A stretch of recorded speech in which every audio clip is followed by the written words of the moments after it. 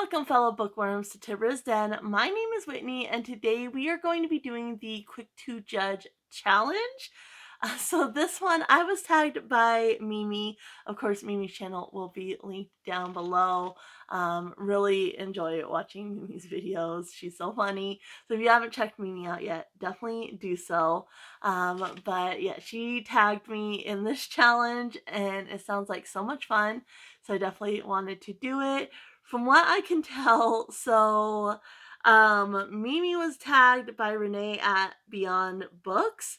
And then Renee was tagged by Jess Book Girl TV. Both those channels will also be linked down below. I'm not familiar with either one of those channels, but from what I understand is this tag was originally created by Ali Rizdal, but that creator, when I went to their channel, hasn't done anything in 2 years, and the only videos that are on their channel are like board game type videos.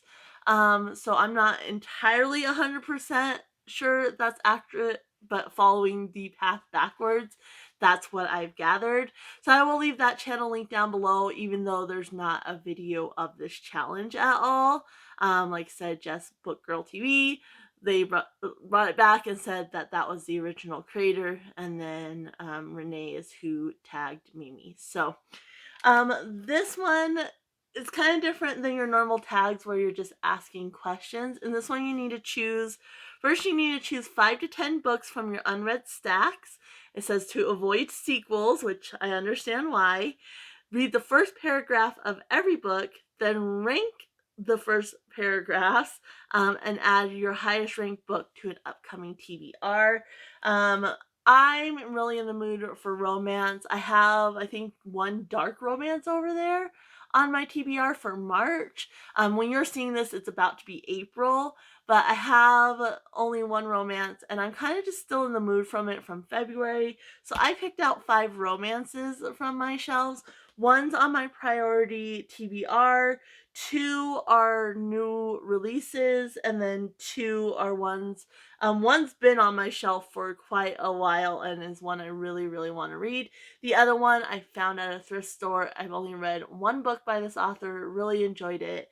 And so it's a romance, so I decided to go ahead and add it on in here. So let's go ahead and start. I have not read the first paragraphs. I'm going to go ahead and do that with you and then kind of give you my thoughts. So first we'll start out with Out on a Limb by Hannah Bonham Young. So this is the one that's off my priority TBR, and I really want to get to it. Like I said, I'm just in the mood for romance. So we'll see what this one says. I'm hoping this is a strong first paragraph because I really want to read this one. I want to read the other ones too, but we'll have to see. And there's author's note, there's content warning. Okay. Not a strong first paragraph. It says, "Did you know this song might be about an orgy?" I asked the witch standing next to the punch bowl, pointing towards the speaker. So, and the song, just in case you're curious, is Monster Mash. So there's that fun. We like a little Monster Mash, but I mean that's a little later on, but you know, not very strong. As far as rating, I would say it doesn't give a whole lot. So maybe like just mid 3 stars. Next up, we have Love in Other Words by Christina Lauren. This is one that's been on my TBR for a while. Everybody was talking about it. I picked it up, and now it's just been sitting there. So let's see what the first paragraph of this one is. So it's a prologue, and it says, "My dad was a lot taller than my mother. I mean, a lot. He was 6'5", and my mom was just over 5'3". Danish, big, and Brazilian, petite. When they met, she didn't speak a word of English, but by the time she died, when I was 10, it was almost as if they created their own language." Again, not very strong. I definitely prefer the first paragraph to Out on a Limb because it's kind of fun, and this one, okay, like you're reminiscing on your parents' height. Doesn't give a lot. I would give that one like a 2. Next is a very new release. I forgot to take off the sticker, which I am shocked because I always take off the stickers. Let me do that now. And so that's First Time Color by BK Borson. I've only read Love Light Farms. I have the rest of that series. I'm going to be reading the second one in April. And so, yeah, everybody's been talking about this. I really like the writing in Love Light Farms, and it sounds really cute. So this one says, let's see here. Again, another little note to reader. This one says, well, there's one sentence and then another paragraph. So I'm going to read that whole chunk. Love is a lie. At least that's what the sign above the door tells me. It's written in large looping letters, little hearts dotted along the edges, and a lipstick mark in the bottom left corner. It looks like a sign that could be hanging crooked in the hallway of a high school, not boldly declaring the decline of humanity during the morning rush at a coffee shop. I like that first paragraph. Yeah, I mean, it doesn't give you a whole lot, but I like the way it's written, and yeah, I so it's up against these two. I think I prefer this one. So this one's First Time Callers in the lead so far. Then we have another new release, and that is Deep End by Ali Hazelwood. I've only read one Ali Hazelwood, so this will be my second one. I do have one other book, but I haven't read it yet. But this one, there was a deal on the books, and so I was looking at what else I might be interested in. And again, so this one, it has another Dear Reader. These Dear Readers are popular. So this is a prologue.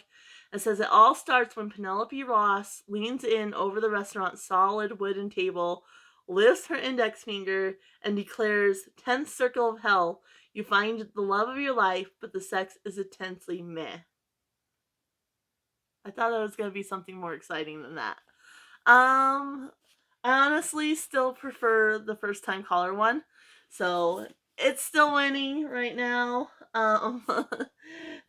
This is definitely in second place, but I thought it was coming up for something exciting, and then that was just okay. Like 10th Circle of Hell, what? And then, yeah, a bit of a letdown. Then lastly, we have A Happy Place by Emily Henry. I've only read Funny Story. I loved Funny Story. I've heard mixed things about Emily Henry's other books. I've never been interested in reading Emily Henry until Funny Story. That one, just the synopsis of it and everything really caught my attention. And so when I saw this at a thrift store, I was like, well, you know what? Like, I really loved Funny Story. Let's pick this up. And so we shall see anyway. So this one, the first line, no reader's note, that's nice, or author's note. So it says, Happy Place, Knott's Harbor, Maine. A cottage on the rocky shoreline with knotty pine floorboards and windows that are nearly always open. The smell of evergreens and brine wafting in on the breeze. The white linen drapes lifting in a lazy dance. The burble of a coffee maker and that first deep pull of cold ocean air as we step out onto the flagstone patio, steaming mugs in hand. I mean, I like the description of the cabin and the oceany air, but that didn't really give me a whole lot. So, First Time Caller is the winner. I think I might do the top two. So the second one is Deep End, because I do want to get these read, especially with our new release. So I'm going to read this one in March. I'm going to read it up next. I have 4 books I'm reading right now, and then this one will be up next. And then this one I'm going to go ahead and put on my April TBR as second place winner, because I do really want to read both.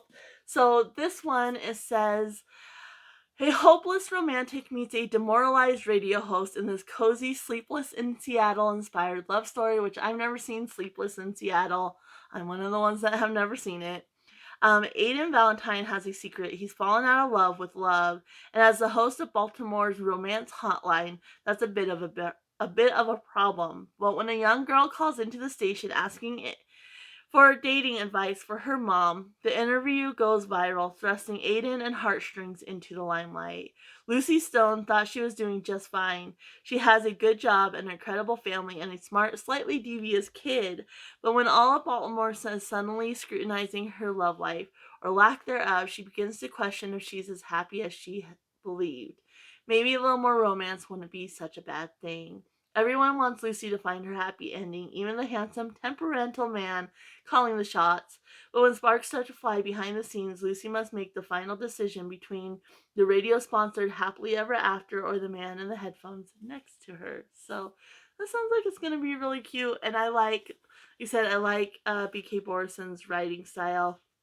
So even though this first chapter didn't give a lot, um, I liked, like, it hooked me, you know? It didn't give a lot, but it did hook me. And then Deep End, I mean, I'm sure you guys know what these books are about. Everybody's talking about them. But Scarlett Vandermeer is swimming upstream, a junior at Stanford and a student athlete who specializes in platform diving. Scarlett prefers to keep her head down, concentrating on getting into med school and on recovering from the injury that almost ended her career. She has no time for relationships, at least that's what she tells herself. Swim captain, world champion, all around aquatics golden boy, Lucas Blomqvist thrives on discipline. It's how he wins gold medals and breaks records. Complete focus with every stroke. On the surface, Lucas and Scarlett have nothing in common until a well-guarded secret slips out and everything changes.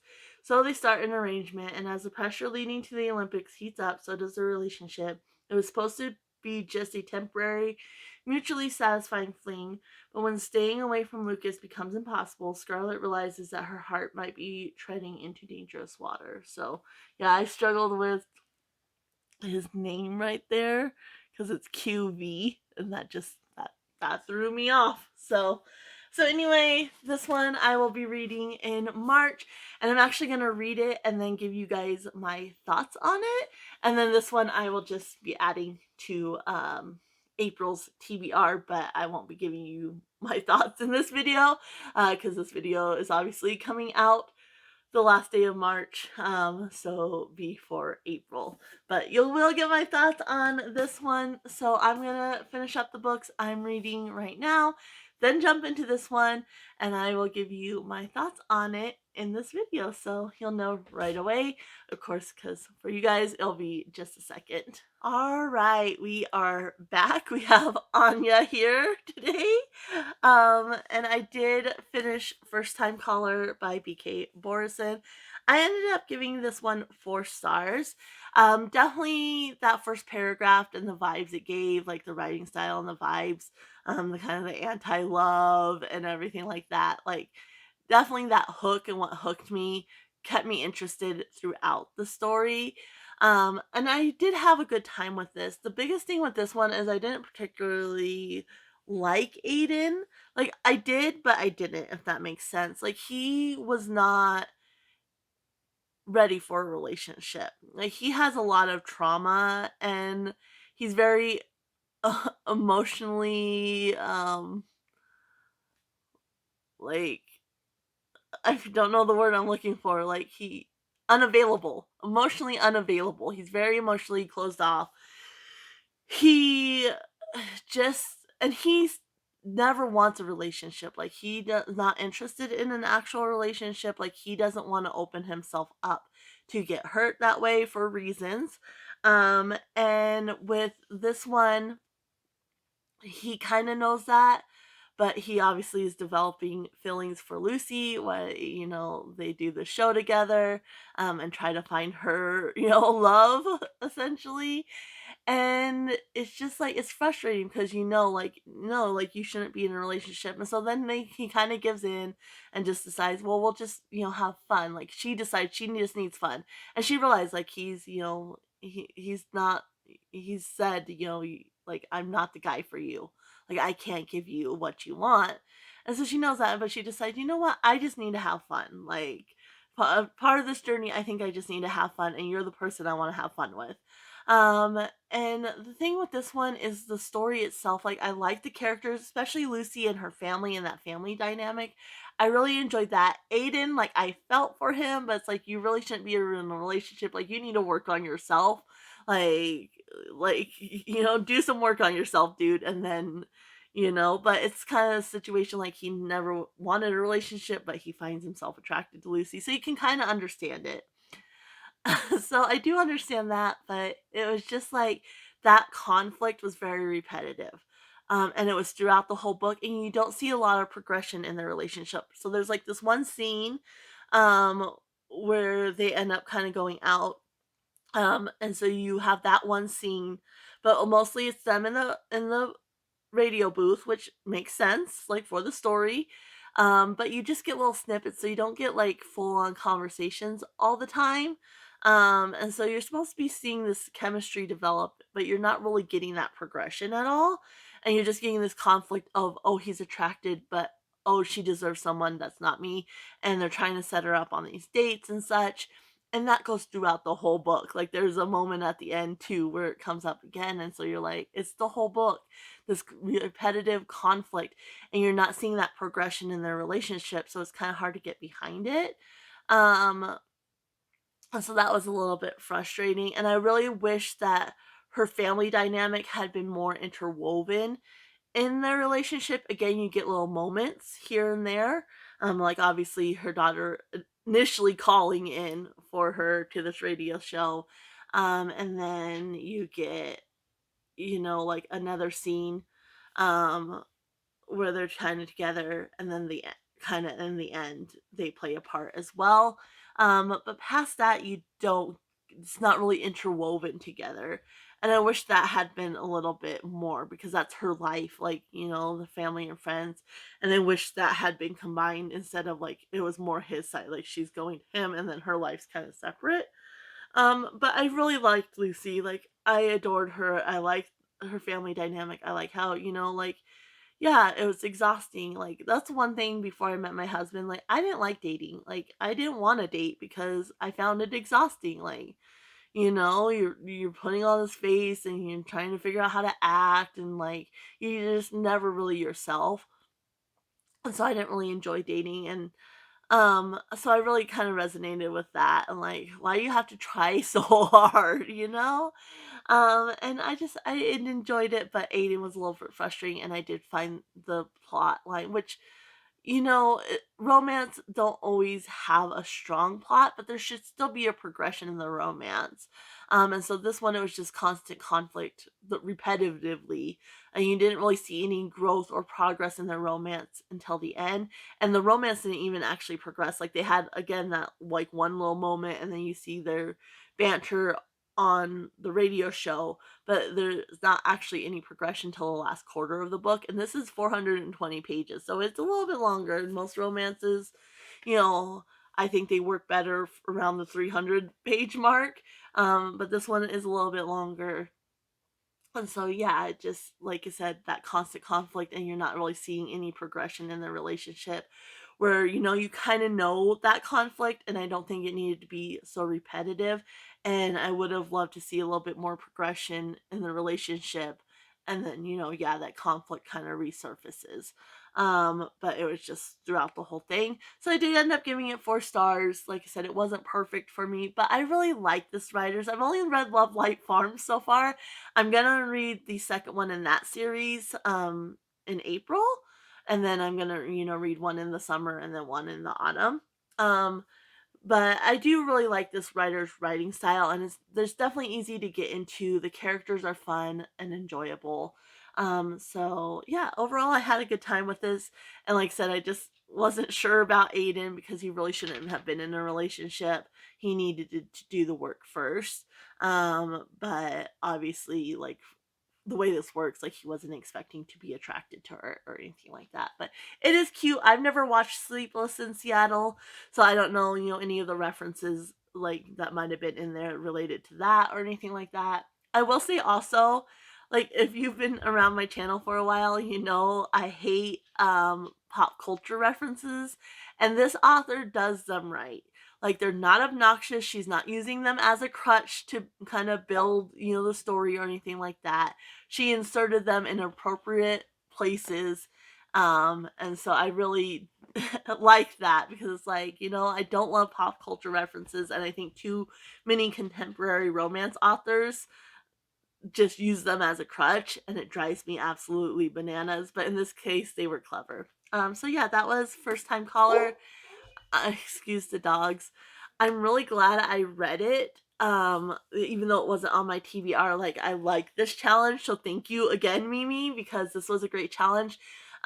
Because I just needed something a little bit light. I don't have any. I mean, I have a dark romance over there, and Light Lark's like a fantasy romance, but I just needed kind of a fluffy romance. With all this wind and such, my brain has been kind of in a fog. Even though I got a lot of reading done the first 2 weeks, my brain was struggling because of the wind.